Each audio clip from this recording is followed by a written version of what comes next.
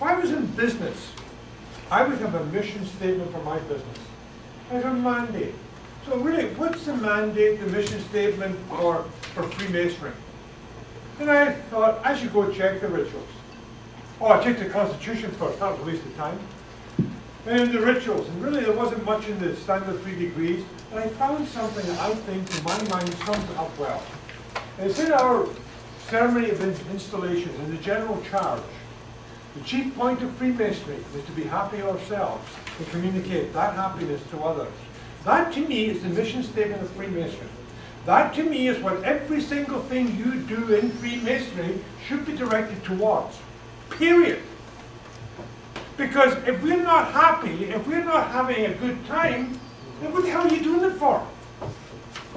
So keep that in mind as I now start talking about education my way. I have developed many speeches. I have given many talks. I have written a book. It's called My Book, My Opinion. Tells you a whole story all by itself, doesn't it? Because as one guy said, I loved your book, but I just kept hearing your voice coming through all the time. But you know, that's how I look at it. And I want to talk today about a couple of things I've done, the 3 things I've done, not because I've done them, but because they're a little bit different. First of all, when you're dealing with Masons, you're dealing with adults, and you're educating adults, there's one key feature you can never ever lose sight of. Do not embarrass. Period.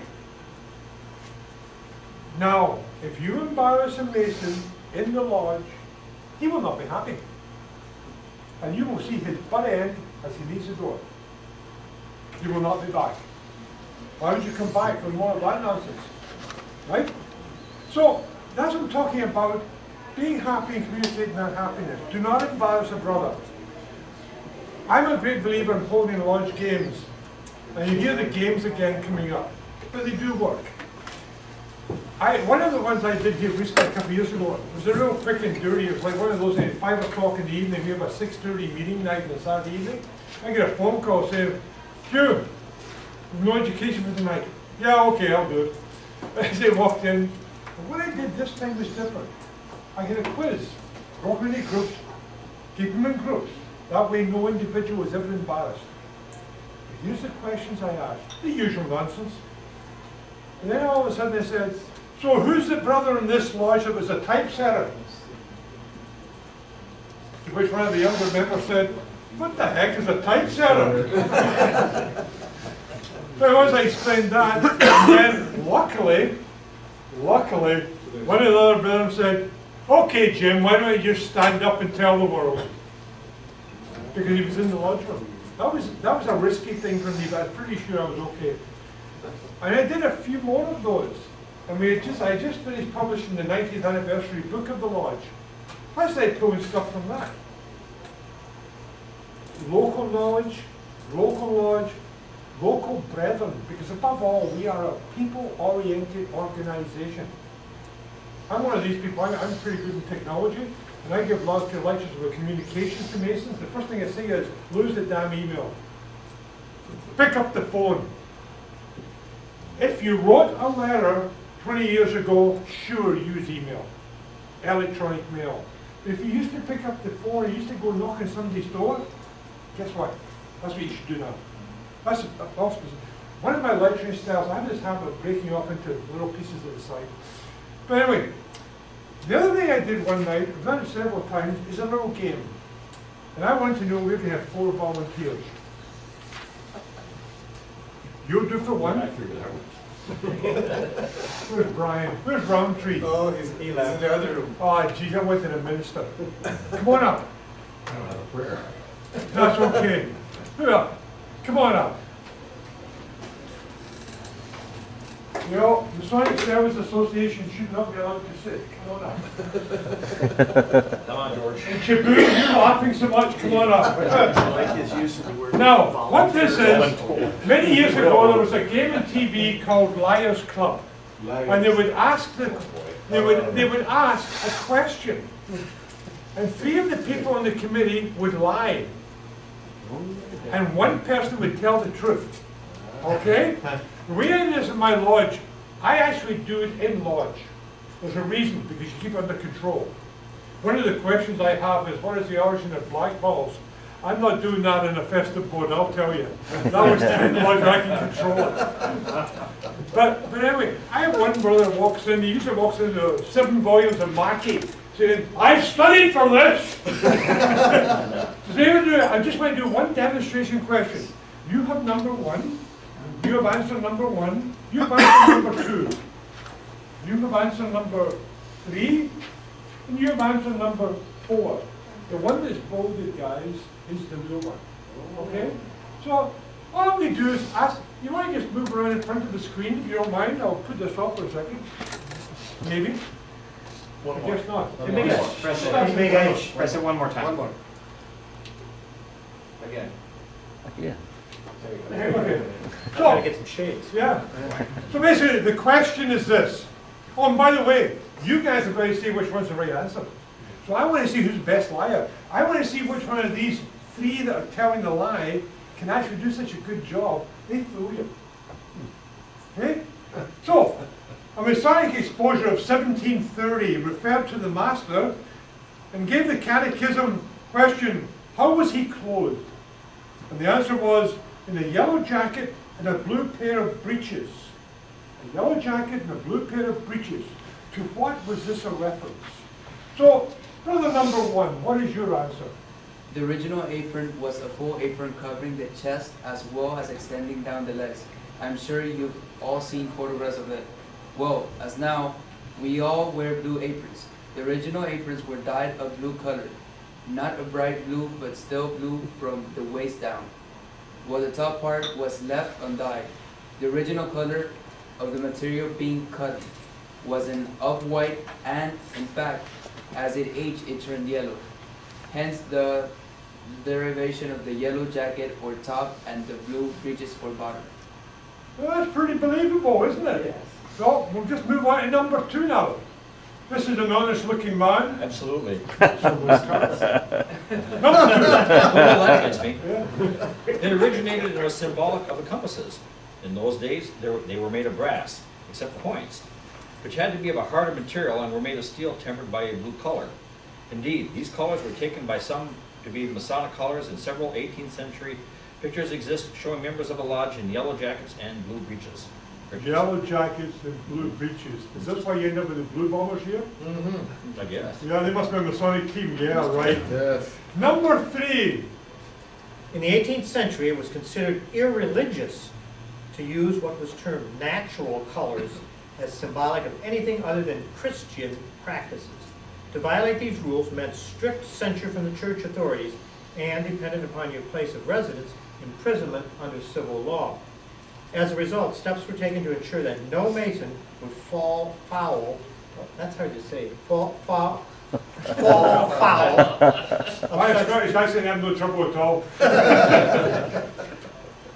of such rules.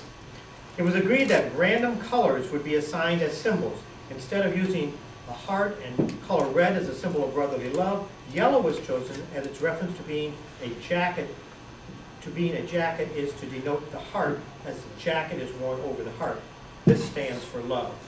Lodges in those days were not adorned with mosaic floor as today, but prior to each evening, the brethren would use chalk to draw Masonic designs on the floors and then erase them after the meeting. The common color used was blue, much of which would end up on the trousers of the brethren. Hence, the blue breeches refers to this fact. Thus, the true meaning of the catechism is brotherly love. Did you have a nightmare or a dream?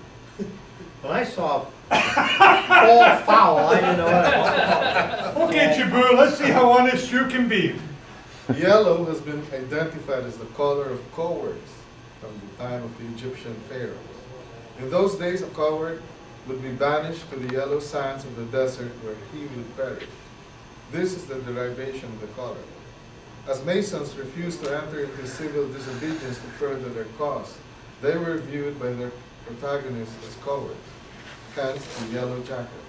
The same anti-Masonic feeling defined the blue breeches, referring to wet trousers from hiding in the sewers of London. Oh, that's pretty rough, isn't it? People didn't like the Masons in those days.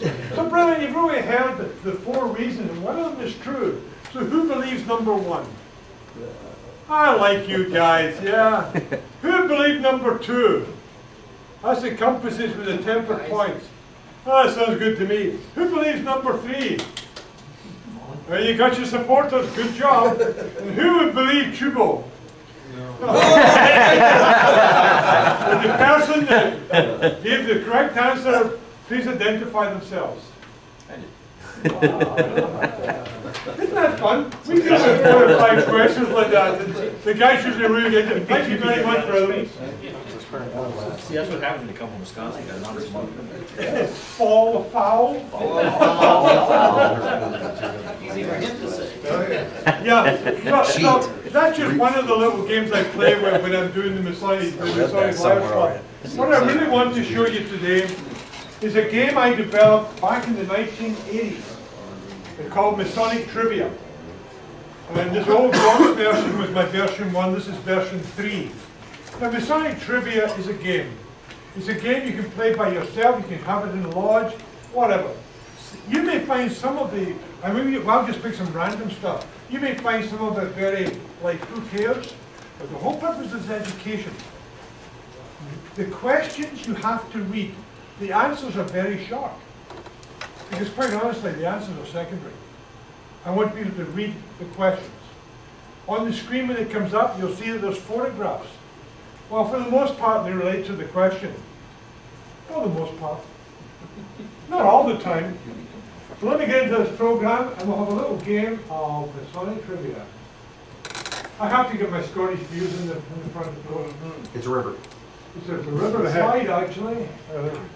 How can you tell it's a Scottish river? Because I put the picture there. Now, you realize, of course, we're going to do 20 questions, and then I'm going to tell you whether or not you beat the guys from Manitoba. Okay. Pretty basic stuff. You press the question. Here's your first question. Freemasonry was first introduced into this country in 1736 by the Grand Lodge of England. That's a big medal. In 1739, the lodges were closed in consequence of the edict of King Augustus II, who enforced the papal bull from Clement. 1742-1749, Freemasonry survived. Which country? Poland. Well, you got the 4 options down below. Hungary, Poland, Austria, or Italy. So you all say Poland? Well, Poland. now, here's a little thing I want to show you. Every single question, the reference for it is listed. So if a brother says, that's a bunch of nonsense, fine. There's a full citation. Go find the book, go read it. I'm not a, How often does that happen for you? Mackie may not I don't be the care. most desperate. Unfortunately, some of my references, I really question myself because Mackie is not one of my favorites. Other by example. Okay, Church for States, Signs and Symbols, 244. This custom was designed to perpetuate the mythical flight between the Egyptian god Horus and the serpent Apep. An allegory as the dawn defeating the night, or according to some authorities, the mist of the morn. Of the triumph of good over evil, knowledge over ignorance, the mystery of course, the same as that of St. George and the dragon. Wherever depicted, whether on the monuments or in the vignettes of the Book of the Dead, the god is positioned in the same way. What is that way? Body square to the front, feet square, left foot forward, standing or posture right. This is one of those questions where even I have no idea. Okay? The key here is, you're getting out of here that the sign and symbol is important, and the god always is displayed the same way, if there must be some importance. You can just do the question mark. Left foot forward. Isn't that interesting? Left foot forward. Always the same. By the way, if you move your arrow over the picture, it'll tell you what the picture is. 1880, 1940, a cowboy, an adventurer, a soldier, and a movie actor.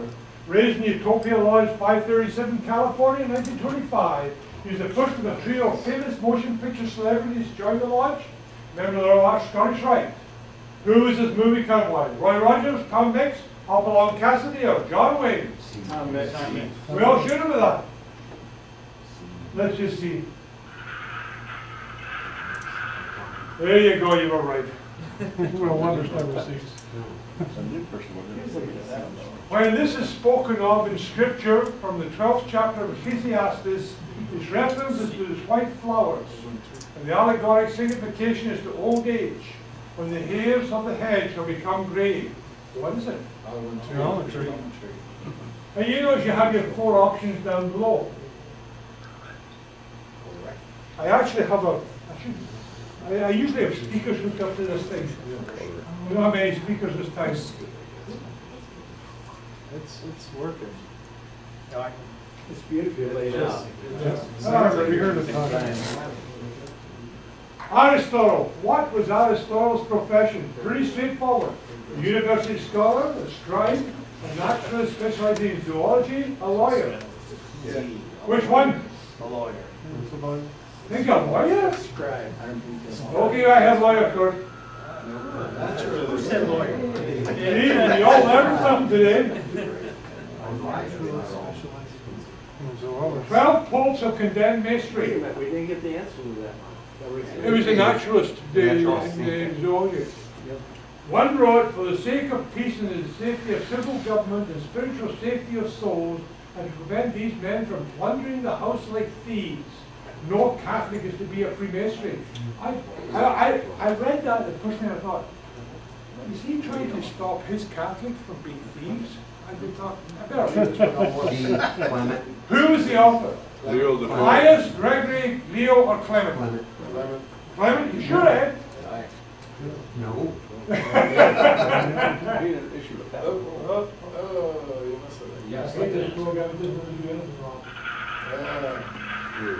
And they also have the live links here to certain sites as well. There's also some of these links are linked back to PDFs, and the PDFs are on the CD as well. You can also find it funny on that the answer Catholic comes- website. Yeah, You can find out just what The kind of oldest lodge in source. England, and one of the 4 which occurred in February 1717, in the meeting of Apple Tree Tower, London, the formation of Grand Lodge.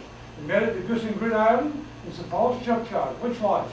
Royal Somerset House in Inverness, Fortitude in Cumberland, Royal Sussex, Lodge of Antiquity. Hey, Lodge of Antiquity. We got 1 here, and we got a couple of the other. Well, let's just see, shall we? Lodge of Antiquity has it. I just finished reading that in Brother Harrison's book. Okay. Now, again, I'm getting to a long one. See, I've got some very simple ones here, and I've got some more difficult ones. We don't get So credit for nobody, these, right? nobody loses, because everyone will answer something. March 1781, Prince Dietrich, another administrator of the Austrian Provincial Grand Lodge, acted upon a proposal concerning the creation of True Family Lodge. The unanimously decided to establish the lodge and believed that this body would evolve into the leading centre of Masonic and Enlightenment operations in Vienna and the Habsburgs. The brethren were required to be Masons and were permitted to be affiliated with other Masonic lodges. There were 2 classifications of memberships. The first comprised of Viennese Masonic bureaucrats, writers, musicians, and scientists. The second group were, for the most part, intellectuals from other cities in the Habsburg enterprise. What were these 2 groups called? Resident, non-resident, brethren, intellects, full members and associates, item members and corresponding members. Well, by the process of elimination, it takes you to 1.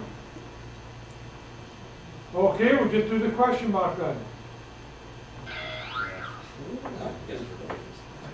Which I actually think is interesting, because I would have picked that one. That's the same thing as the Manitoba study group. Yeah. When I found out that I couldn't have papers sense that they were because I actually had from- corresponding member. Some say it is 720 feet and twice the measure of a circle. Others say it's a length of 3 miles. For each mason, it reaches as far as the moral principles go and its material condition will allow. What is this? As I said, There are questions throughout that are pretty simple. But we want everybody doing this to feel as if they've been able to answer some. Yeah. I had no idea it was that long.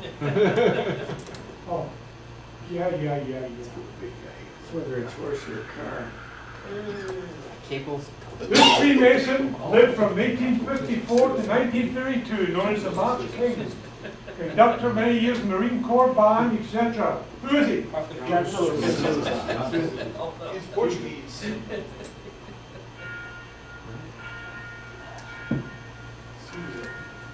Now, I just take a few moments and let's go up to the top and show you a few things up here. You can actually print out the current question. You can do a quiz with the same selections as I had up front, where you can do random, or you can pick it by category actually, or you can do a full bibliography. You go into the bibliography, you can pick any group of them. It'll give you the synoptic on it.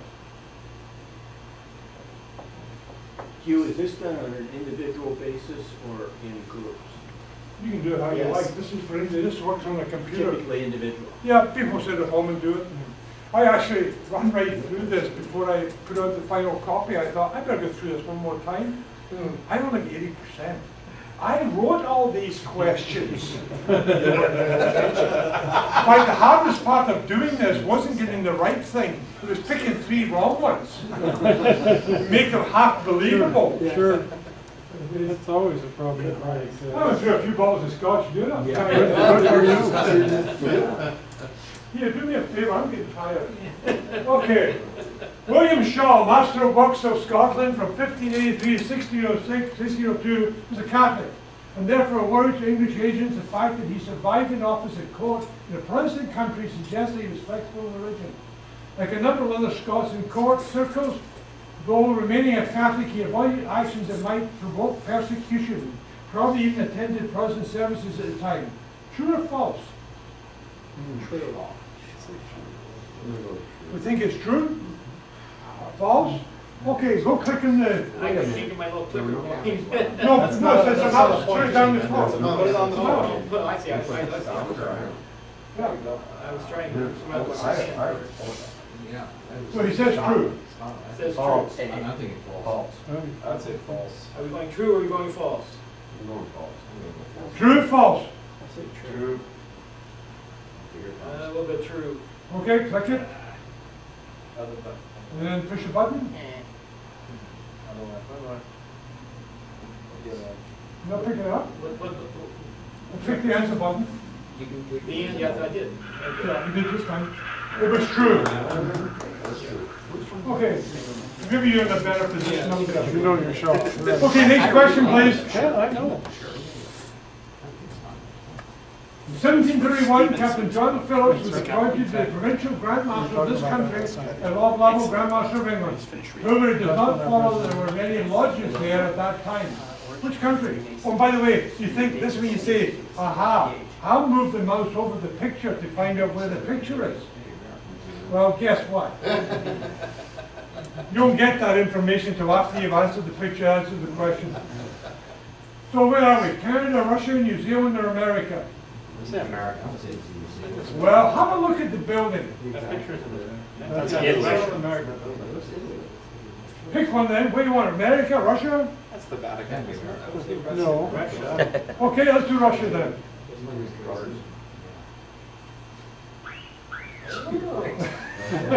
Pretty good guess, eh?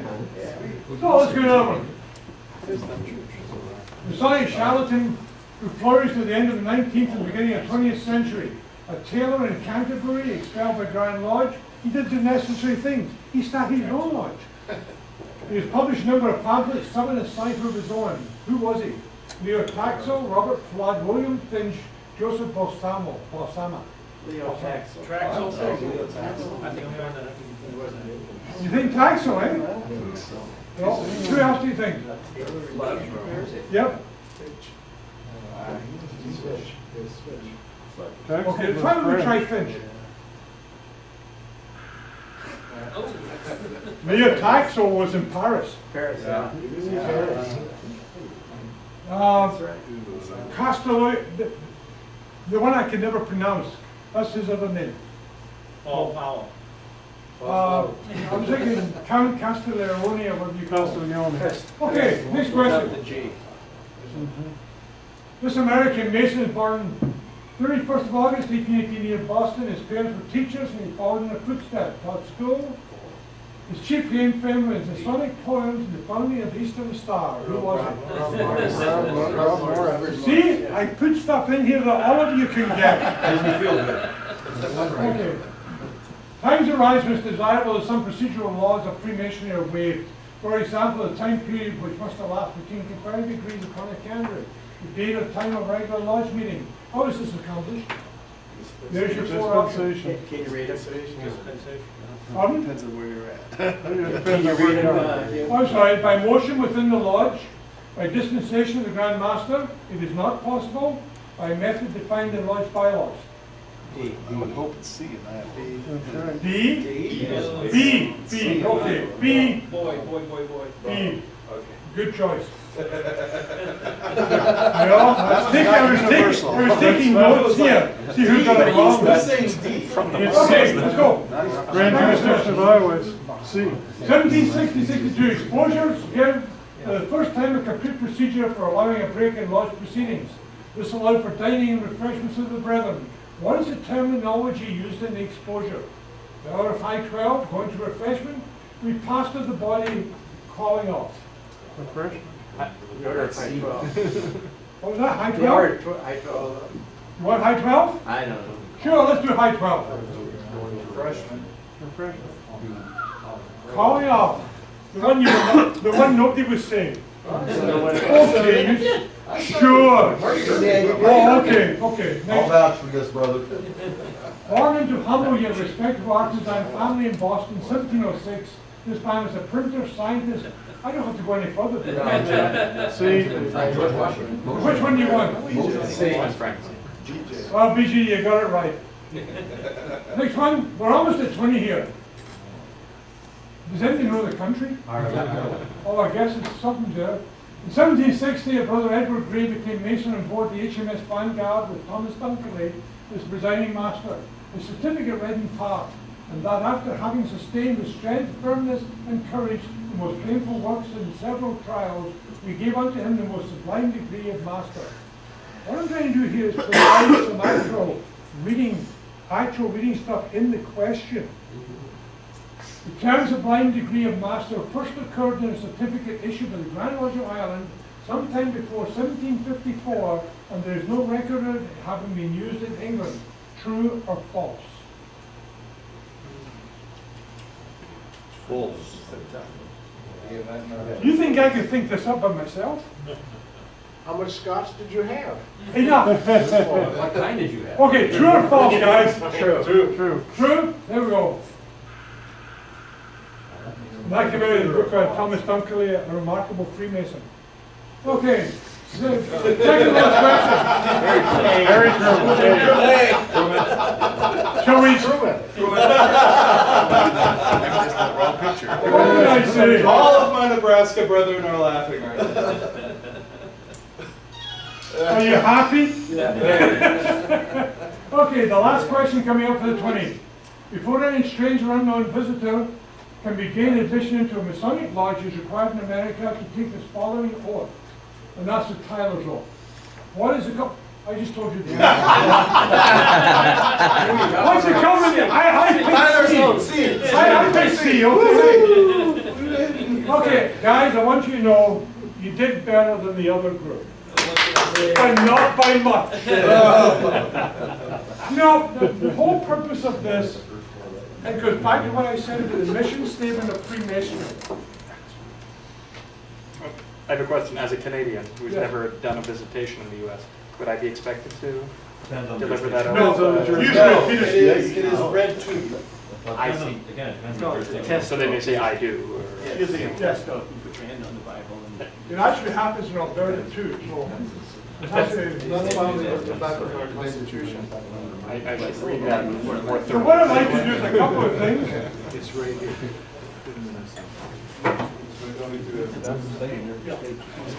I come bringing some gifts. Hey. You know, it's not a good meeting without handouts. The first thing I want to give you guys is something, before I get to the main one. These CDs were done up some time ago for 60 years of the Western Canada Conference. They contain a plethora of talks by the principal officers of the 4 Western Grand Lodges. I term them the good, the bad, and the ugly. The good talks are first class. The ugly, you'll recognize them immediately. They usually start off by saying, I want to tell you why I joined Freemasonry, or my personal interpretation is, I really don't care, and most of it is about you not. But the good ones are good. There is a small program that loads in Windows. It may or may not work in Windows 7. I haven't tried it. But everything's in PDF, so you can go into the actual directories. We're split into 2. The proceedings in one folder, the actual speech is stripped out of the proceedings in the other. The advantage of the proceedings is it goes into the discussion following the paper. So I have about 20 of these that you're very welcome to take with you and enjoy. Because I know as a Masonic educator myself, sometimes finding material is a difficult thing. But probably what you really want after seeing the demonstration is your personal copy from Masonic Trivia.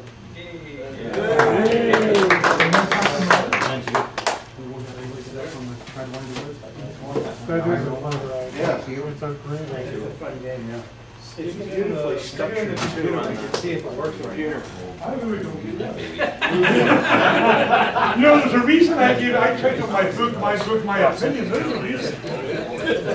Any other questions? Is there a website for you? Linshaw.ca, LINSHAW.ca.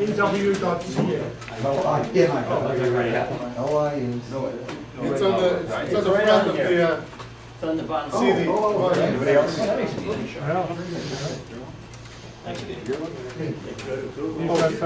Yeah, we got one There was a here. grandmaster from Alberta who used to give a talk about the golden. Okay, it's the same thing. So you got my one. Yes. And these are the- I can't think of his name, but. he Good, gave that a makes great- 2 of us. When I remember at 2 o'clock in the morning, I'm going to come and find you. He gave it here in Manitoba a few years back. Is that fast enough for you? Thank you. Oh, he gave it Manitoba. Wasn't here.